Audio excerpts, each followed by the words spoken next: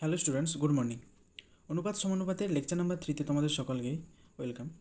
এর আগে আমরা 1 নম্বর লেকচার এবং 2 নম্বর লেকচারে আমরা প্রথমে অনুপাত সমানুপাতের কিছু রাশি নিয়ে আলোচনা করেছিলাম এবং 2 নম্বর লেকচারে আমরা কোষে দেখি 5.1-এর 1-এর দাগের 2-এর দাগের এবং 3-এর দাগের অঙ্কগুলো করেছিলাম। আজকে আমরা তারপর থেকে শুরু করব, অর্থাৎ 4-এর দাগের অঙ্ক থেকে শুরু করব। 4-এর দাগ এবং 5-এর দাগের অঙ্কগুলো করব। তার আগে তোমাদেরকে বলে দিই, 4-এর দাগে 4টা অঙ্ক আছে।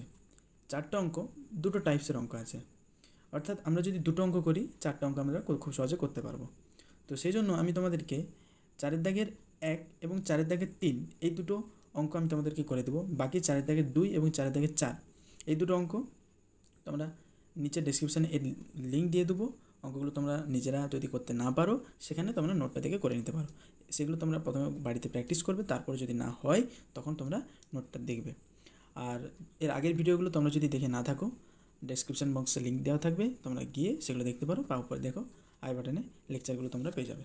তো চলো আজকের ভিডিও শুরু করা যাক।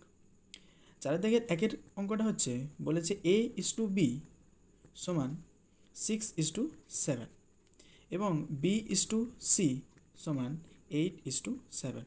যদি A:B সমান 6:7 হয় এবং B:C সমান 8:7 হয়, তাহলে A:C এর মানটা কত হবে নির্ণয় করো। অর্থাৎ এইগুলোকে যদি আমরা ভগ্নাংশ আকারে লিখি, A/B সমান 6/7 এবং B/C সমান 8/7। ঠিক আছে, এবার দেখো A/B আর B/C একে যদি আমরা 1 নম্বর দিই এবং এটা যদি 2 নম্বর হয়, আমাকে বের করতে হবে কি A/C অর্থাৎ A/C, এটার মান বের করতে হবে। দেখো A/B অর্থাৎ 1 নম্বর আর 2 নম্বরে যদি আমরা গুণ করে দিই, B কেটে যাবে, তাহলে আমরা A/C পেয়ে যাব। বুঝতে পারলে? তাহলে দেখো A/B গুণিত B/C সমান 6/7 গুণিত 8/7। তাহলে এখানে দেখো B কেটে যাচ্ছে, পরে থাকছে কি और A/C সমান 6 × 8 48 / 49। ঠিক আছে, তাহলে A:C সমান হয়ে গেল 48:49। বুঝতে পারলে? আচ্ছা, সেম 2-এর দাগের যে অঙ্কটা আছে, 4-এর দাগের 2, এই অঙ্কটা তোমরা ঘরে প্র্যাকটিস করবে। একই অঙ্ক একইভাবে হবে। এটাকেও সেই তোমরা প্রথমে কী করবে, ভগ্নাংশ প্রথমে করে নেবে, করে নিয়ে সেগুলোকে গুণ করে দেবে প্রত্যেকটাকে, তাহলে উত্তর বেরিয়ে যাবে। তোমাদের আমি করে দিচ্ছি না, তোমরা বাড়িতে প্র্যাকটিস করবে। যদি না হয় তখন তোমরা নিজের ডেসক্রিপশানে এই পুরো নোটটার লিঙ্ক দেওয়া থাকবে, তোমরা সেখানে গিয়ে ডাউনলোড করে দেখে নিতে পারো। ঠিক আছে, আচ্ছা, এরপরে যে 4-এর দাগের যে 4-এর দাগের 3-এর যে অঙ্কটা আছে, এটা দেখো আরেকটা টাইপের অঙ্ক। ঠিক আছে, বলেছে যে A:B সমান 3:4 আর বলেছে B:C সমান 2:3 হলে A:B:C এর মান কত। এখানে দেখো A/B সমান 3/4 আর B/C সমান 2/3। এখানে দেখো B এর দুটো মান পাচ্ছি আমরা, একটা পাচ্ছি 4 আর একটাকে পাচ্ছি কি 2। এর আগের অঙ্কতে আমরা কী করেছিলাম, গুণ করে দিয়েছিলাম, যার কারণে A/C মান বেরিয়ে গিয়েছিলো। কিন্তু এখানে আমাকে 3টে মানই রাখতে হবে, অর্থাৎ A এর মানও রাখতে হবে, B এর মানও রাখতে হবে, C এর মানও রাখতে হবে। ঠিক আছে, তাহলে কী করব, যদি আমরা ভগ্নাংশকে, এই যে ভগ্নাংশটা আছে এখানে A/B, B এর মানটা আর এখানে যদি B এর মানটা আমরা সমান করতে পারি, এখানে B এর মান আর এখানে যদি B এর মানটা সমান করতে পারি, তাহলে আমরা A:B:C এর মানটা আমরা বের করতে পারবো। তাহলে এখানে দেখো B এর মান কত 4 আর এখানে B এর মান কত 2। তাহলে এখানে যদি আমরা B এর মানটাকে সমান করতে চাই, এর সাথে যদি B:C বা B/C এর সাথে যদি আমরা এই ভগ্নাংশের সাথে 2 গুণ করে দিই লবে এবং হরে, তাহলে দেখো B এর মান এখানেও 4 হয়ে যাবে, এখানেও কী হয়ে যাবে, 4 হয়ে যাবে। দেখো B/C সমান 2/3 গুণিত 2 গুণিত 2 সমান 4/6, তাই তো। আর এখানে কি A/B সমান 3/4। তাহলে দেখো B এর মান কি সমান, তাহলে আমরা বলতে পারি তো A:B:C সমান 3:4:6। বুঝতে পারলে? সেম একইভাবে 4 নম্বর অঙ্কটা যেটা আছে সেটা একইভাবে এভাবে অঙ্কটা হবে। সে এখানে ছিল AB আছে আর বই দেখো x:y আছে আর y:z আছে। সেখানে তোমরা কী করবে, y এর মানটা কী করবে, সমান করবে। এখানে আমরা B এর মানটা সমান করেছি, সেখানে তোমরা y এর মানটাকে সমান করে দেবে। ঠিক আছে, আচ্ছা, এরপরে আমরা সোজা চলে যাচ্ছি 5 নম্বর অঙ্কে। 5 নম্বরের 1-এর দাগের অঙ্কে দেখো বলেছে x:y সমান 3:4 হলে 3y - x = 2x + y এর মান কত হবে। আচ্ছা, x/y সমান 3/4। যদি আমরা এটাকে কে ধরি, তাহলে x এর মান কত হবে 3k আর y এর মান 4k। এখানে আমরা x আর y এর মান পুট করব, তাহলে 3 × y এর মান 4k মাইনাস x এর মান 3k ইস টু 2 ইন্টু এক্সের মান কত 3k প্লাস ওয়াইয়ের মান 4k সমান 12k minus 3k is to 6k plus 4k সমান 9k ইস টু 10k।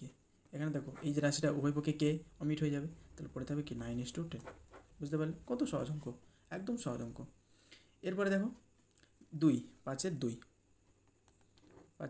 কী বলেছে a ইস টু b সমান 8:7। তাহলে প্রমাণ করো 7a minus 3b is to 11a minus 9b সমান 7:5। এটাকে তোমাকে কী করতে হবে, প্রমাণ করতে হবে, অর্থাৎ এর মানটা বের করতে হবে। একই নিয়ম কী করবে, তোমরা প্রথমে কে এর মান বের করবে। এই যে এ আর বি এর মান বের করবে কীভাবে, না a/b সমান কি 8/7। যদি আমরা একে কে ধরি তাহলে এর মান বেরোবে 8k আর বি এর মান বেরোবে কি 7k। এবার এটাকে তোমরা এখানে পুট করবে, দিয়ে অঙ্কটা করবে, সুন্দর অঙ্কটা হয়ে যাবে। ঠিক আছে, আমি তোমাদেরকে 5-এর দাগে যে 3-এর অঙ্কটা আছে সেটা করা দেখাবো। ঠিক আছে, এই অঙ্কটা আমি যে করলাম 5-এর দাগের 1 আর 5-এর দাগের 2 সেম অঙ্ক। এখানে তোমাকে প্রমাণ করতে বলেছে আর এখানে তোমাকে মানটা বের করতে বলেছে, আর কিচ্ছু না, এদের মধ্যে ডিফারেন্স আর কিছু নেই। তোমাদেরকে 5-এর দাগে যে 3-এর অঙ্কটা আছে এটা তোমাদেরকে করে দেখিয়ে দিচ্ছে, এটা খুব ইম্পর্টেন্ট অঙ্ক। দেখো 5-এর দাগের যে 3-এর অঙ্কটা আছে সেটা এবার দেখে নাও। 5-এর দাগের 3 অঙ্কটাতে বলেছে যে পি ইজ টু কিউ সমান হচ্ছে 5:7 এবং P minus Q is equal to -4। যদি এটা হয় তাহলে 3p প্লাস 4q এর মান কত। এখানে শর্ত দিয়েছে দেখো, পি ইজ টু কিউ সমান 5:7 আর পি মাইনাস কিউ সমান -4।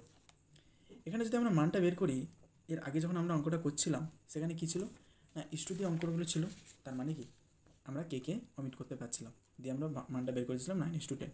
কিন্তু এখানে দেখো প্লাস দিয়েছে, প্লাস বা মাইনাস এরকম যদি দেয় তার মানে তোমাকে কী করতে হবে না, এখানে যে কে এর মানটা আমরা অমিট করে দিচ্ছিলাম সে মানটা রয়ে যাবে। তার মানে কি কে এর মানটা আগে বের করতে হবে।